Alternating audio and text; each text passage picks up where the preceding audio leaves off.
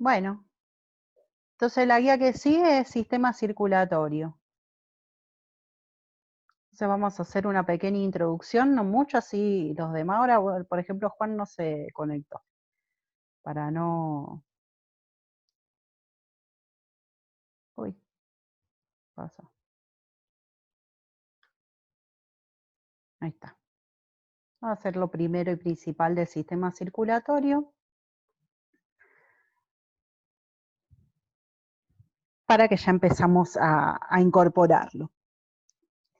Bueno, ¿de qué consta el sistema circulatorio? Bueno, sabemos que es todo este circuito, ¿sí?, cerrado, en donde por los vasos, arterias, venas, capilares, circula un tejido conectivo que se llama sangre, ¿no es cierto? Que tiene una parte intercelular líquida llamada plasma, que es la parte líquida, la parte del agua, y la parte sólida, que son las células, o sea, toda la parte celular, los elementos celulares, ¿sí? Entonces, la sangre utiliza todo ese sistema cardiovascular para llegar a todas las células de nuestro organismo. ¿Para qué? Para que el oxígeno, los nutrientes y todas las reacciones bioquímicas lleguen a todas las células para que puedan vivir. Bien, funciones de la sangre, y ahora vemos también todo lo que hace. Por medio de los glóbulos rojos se encarga de distribuir el oxígeno a todos los pulmones y hacia todas las células del cuerpo, ¿no es cierto? Y también, ¿qué hace? Remueve el dióxido de carbono hacia el ambiente. Eso proveniente de la respiración celular. Transporta los nutrientes absorbidos en los intestinos hacia todos los tejidos. O sea, cuando nosotros comemos, todo lo que ingresa al duodeno se va a absorber esos nutrientes, otra parte no, pero se van a absorber y van a transportar esos nutrientes por la sangre. ¿Qué otras sustancias pasaban por la sangre? Las hormonas que vimos del sistema endocrino. También protege al organismo de agresiones. ¿Por qué? Porque lo que contiene también son los glóbulos blancos y otras células que vimos del sistema inmunitario. Está en el proceso de coagulación, en la respuesta inflamatoria, que todavía eso no lo vemos, la respuesta inflamatoria sí, pero el proceso de coagulación lo vamos a ver en esta guía. Y responde a lesiones, bueno, que ocasionan los procesos inflamatorios. Ahí ya me había adelantado en la última punta. Composición de la sangre, entonces, agua, principalmente, casi un 90% del plasma. El plasma es el 55% y las células el 45%, ¿no? Pero el mayor constituyente del plasma es el agua. Después hay un montón de iones, que se le llaman electrolitos sanguíneos, que sodio, potasio, calcio, magnesio, cloro, bicarbonato.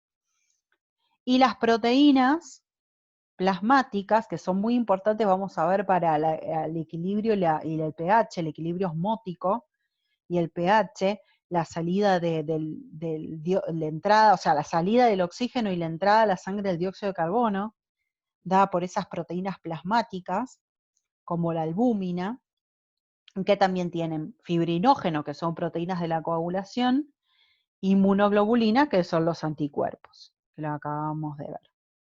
Y también el plasma tiene nutrientes como glucosa, ácidos grasos, vitaminas que tienen que estar en su concentración justa, gases, hormonas, productos de desecho. Y la parte celular, ¿qué encontramos? 5 a 6 millones de eritrocitos por milímetro cúbico, que son los que transportan el oxígeno. Los leucocitos, que están a 5.000 a 10.000, todos los que estuvimos viendo, los linfocitos, los basófilos, los neutrófilos, los monocitos, los sinófilos, los macrófagos, todo lo que vimos en inmunidad, y las plaquetas de 250.000 a 400.000 que intervienen en la coagulación de la sangre.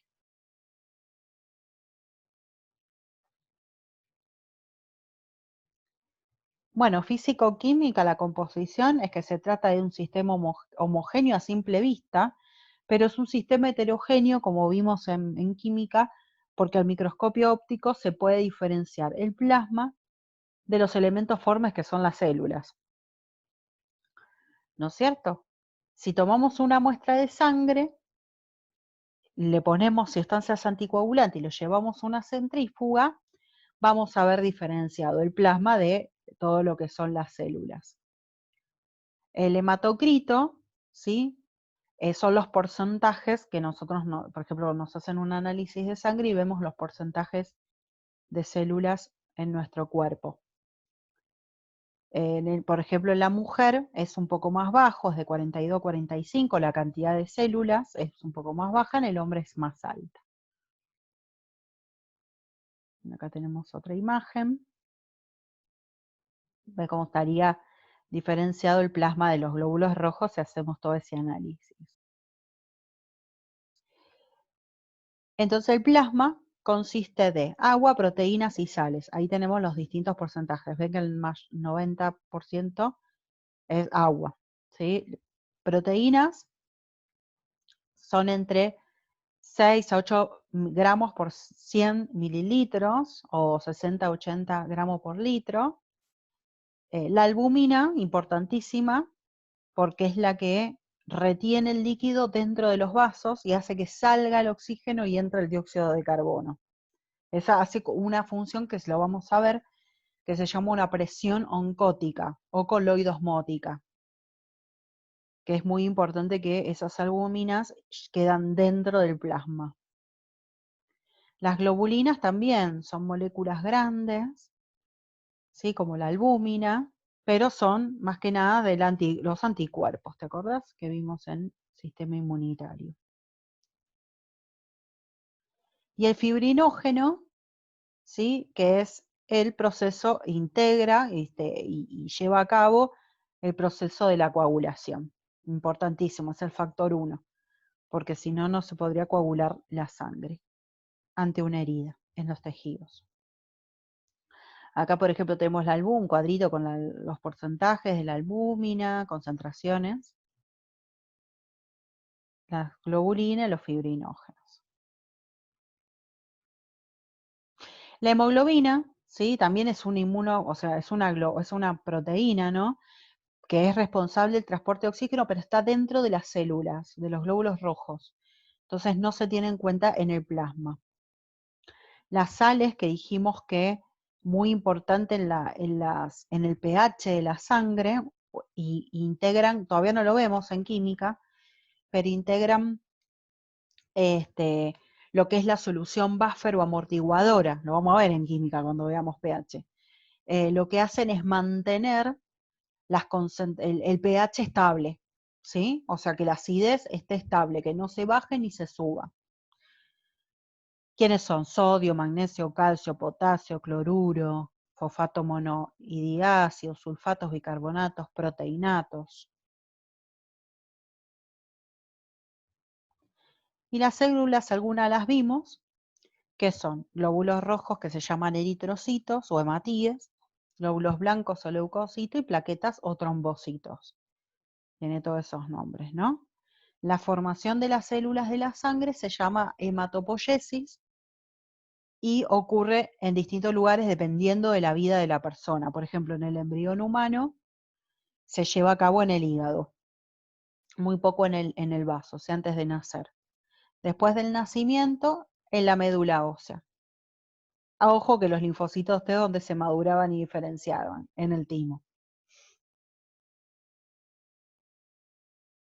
Todas las células de la sangre aparecen de unas células, ¿sí? Que se llaman totipotenciales o pluripotenciales, que después se van a diferenciar, como vemos acá en este esquema, dando origen a distintas células, como por ejemplo en este esquema, ¿no? Ven los linfocitos B y T, que acordémonos que los T se maduran en el timo, y todas esas totipotenciales o pluripotenciales van derivando de todas las células que conocemos hasta ahora. Los glóbulos rojos, eritrocitos o hematíes Como dijimos, ahí está, dependiendo del sexo, las mujeres tienen un poco menos, 4.500.000 a 5 millones por milímetro cúbico. Tienen forma esférica, tienen una parte convexa y cóncava que es para poder pasar por los capilares. Es de color rosa pálido, más pálido en el centro, por la parte esta bicóncava, ¿no es cierto? No tienen núcleo, o sea, esas células en la maduración pierden su núcleo, entonces ya, ¿por qué? Porque la función no es para reproducirse, no se van a reproducir si transportar la hemoglobina con el oxígeno en la sangre. Tampoco tienen mitocondrias, por ejemplo. Y todo su volumen, en realidad la función específica que tienen es que su volumen tienen 265 millones de moléculas de hemoglobina por glóbulo rojo. ¿Sí? O sea, por eso el color rojo de los glóbulos rojos y de la sangre. Transportar oxígeno es su principal función, obviamente, su principal función, y la hemoglobina, ¿sí? Es la que transporta ese oxígeno en el eritrocito. La hemoglobina, ¿te acordás que era una proteína cuaternaria? Porque son 4 polipéptidos, cada uno tiene el grupo hemo, ¿sí? Que tiene un grupo no proteico, sería que tiene un átomo ferroso, ¿sí? El hierro, en el centro. Por eso es tan importante tomar hierro, ¿no? Porque si no tenés hierro no hay hemoglobina. Y bueno, y como te comentaba, las 4 cadenas polipeptídicas asociadas cada una al grupo hemo. Vamos a ver cómo se produce la afinidad de la hemoglobina por el oxígeno, dependiendo de la presión, ¿sí? Osmótica, y vamos a ver todas las presiones en la sangre. Pero bueno, tiene mucha afinidad por el oxígeno, lo va a captar a nivel pulmonar y lo va a llevar a través de la sangre hacia todos los tejidos. Cada grupo hemo también, aparte de tener 4 hierros, va a transportar 4 moléculas de oxígeno diatómico. Ahí para que, si preguntan, ya lo saben.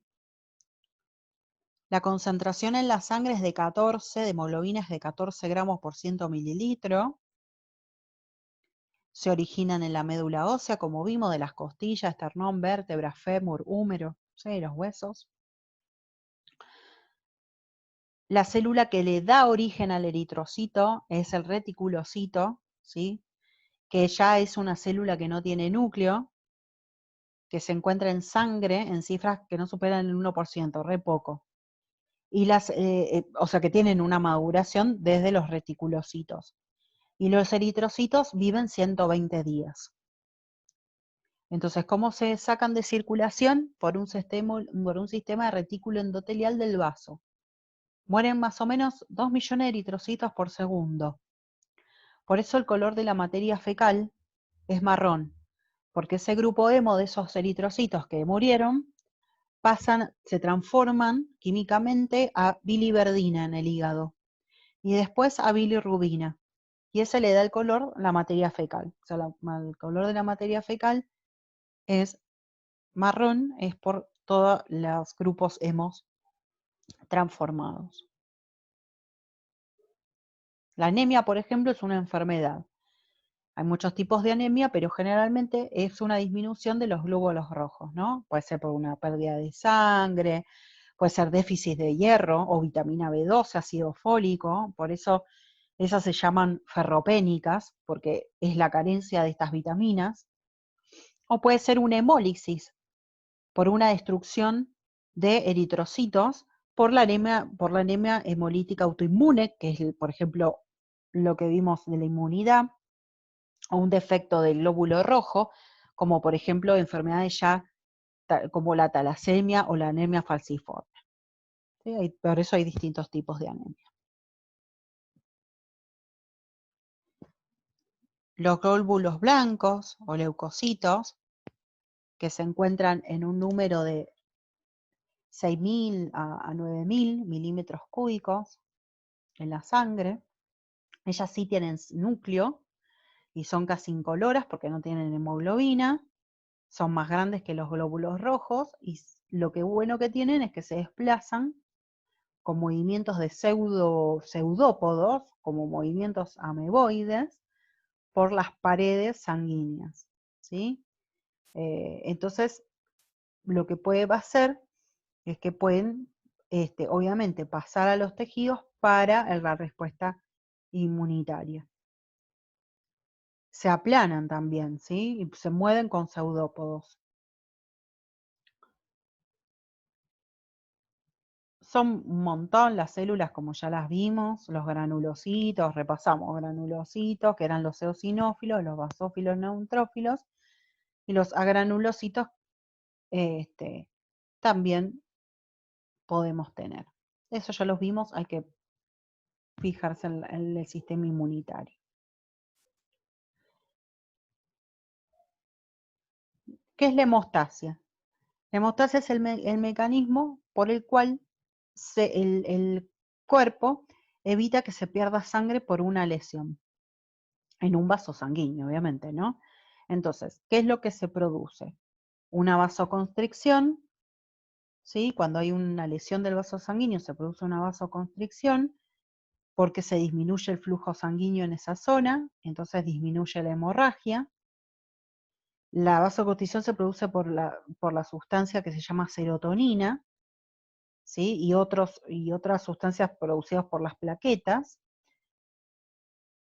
Se produce una adhesión, activación y agregación plaquetaria, van todas las plaquetas a ese lugar, y se produce un tapón hemostático primario, que se llama plaqueta, también recibe el nombre de plaquetario, temporario, blanco, si deja al descubierto el subendotelio, que es en colágeno, rico en colágeno, entonces se van adhiriendo a ese lugar todas las plaquetas que van a llevar a cabo el tapón hemostático primario. Después ocurre la famosa cascada de coagulación, que tiene dos vías, muy parecido al sistema del complemento, parecido, pero esta es cascada de coagulación. También tiene dos vías, pero esta se llama intrínseca y extrínseca, que el producto final de toda esa cascada de coagulación produce una sustancia que se llama fibrina, que lo que hace es producir el tapón hemostático secundario, el definitivo o rojo, la famosa cascarita, ¿no? La costrita. Y después, la fibrinólisis es la retracción del coágulo, que es una proteína que se llama plasmina, que destruye la fibrina. Entonces, ese tapón secundario se puede retirar, ¿sí? Se puede ir, y lo reemplazan las células que se van a empezar a reproducir. O sea, tiene que formarse el tapón hemostático secundario, pero después tiene que haber algo que destruya esa fibrina para que no se siga produciendo más ese tapón hemostático secundario y se produzcan las células del cuerpo, se reproduzcan las células de ese lugar de la lesión. Y acá tenemos todas las vías de coagulaciones, ¿no es cierto? Clásica, por ejemplo, la coagulación clásica, ¿no? Que es la vía intrínseca y la vía extrínseca. Es complejo también, ¿sí? Toda la cascada de coagulación, que lo que termina es en la producción de fibrina, entonces se produce el tapón homeostático, ¿sí? El secundario, el definitivo, de la cascada de las reacciones, que son estas que estamos viendo acá, que puede darse por una vía intrínseca y extrínseca, dado por todos estos factores de coagulación en cascada, que si alguno falla, ¿sí? o alguno no está, va a haber una falta de la coagulación, ¿sí?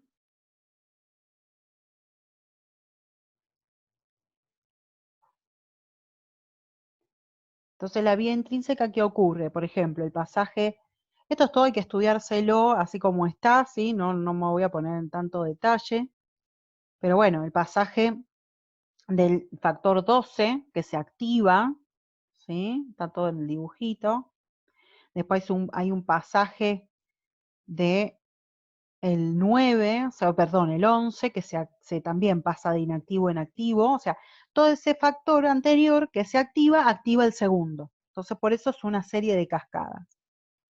Después el pasaje del 9, ¿sí? Activo, activo, inactivo, activo también, acá lo vemos.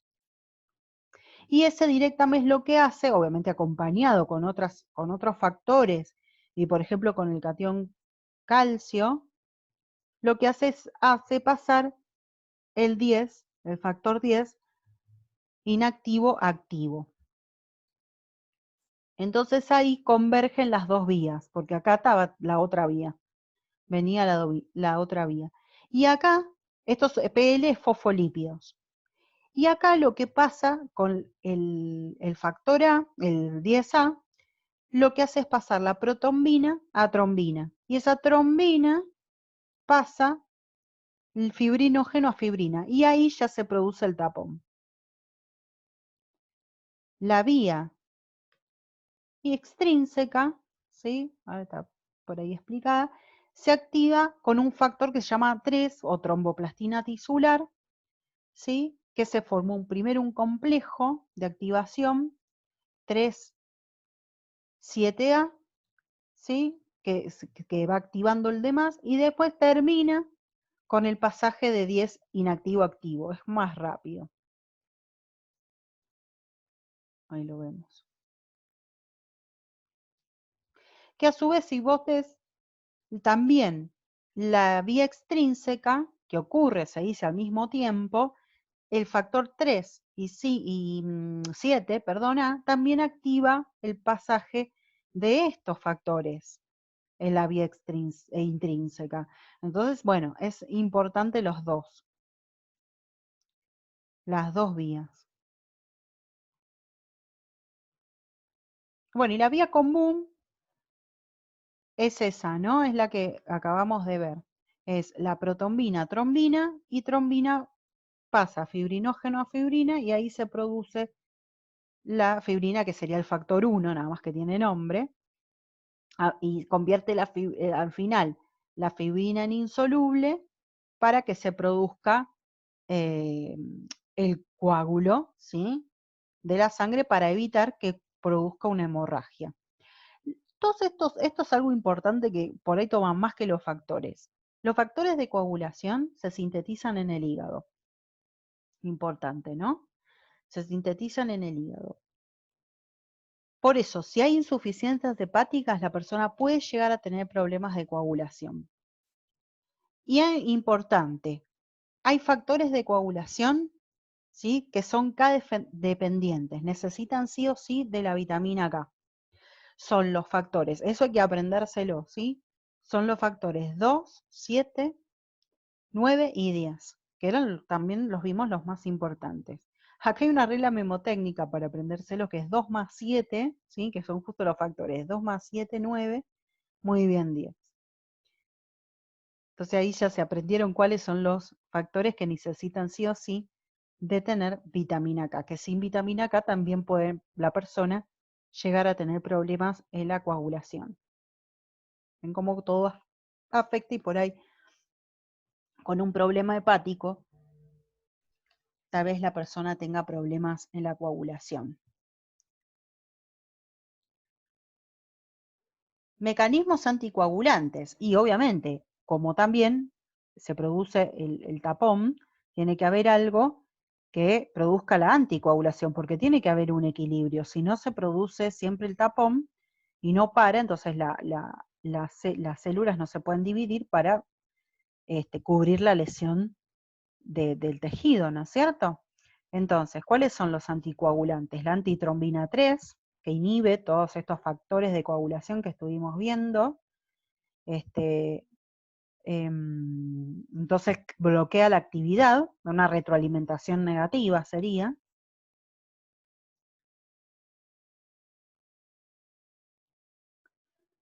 El endotelio, que también produce una función activa para prevenir la extensión de los coágulos. El endotelio era el tejido epitelial de los vasos. La prostaciclina, que es sintetizada por las células endoteliales, también del endotelio, que inhibe que las plaquetas se agreguen. Y todas las células endoteliales, excepto la de la circulación del sistema nervioso cerebral, del sistema nervioso central, producen trombomodulina, ¿sí? Que también es un procoagulante. A ver qué otra.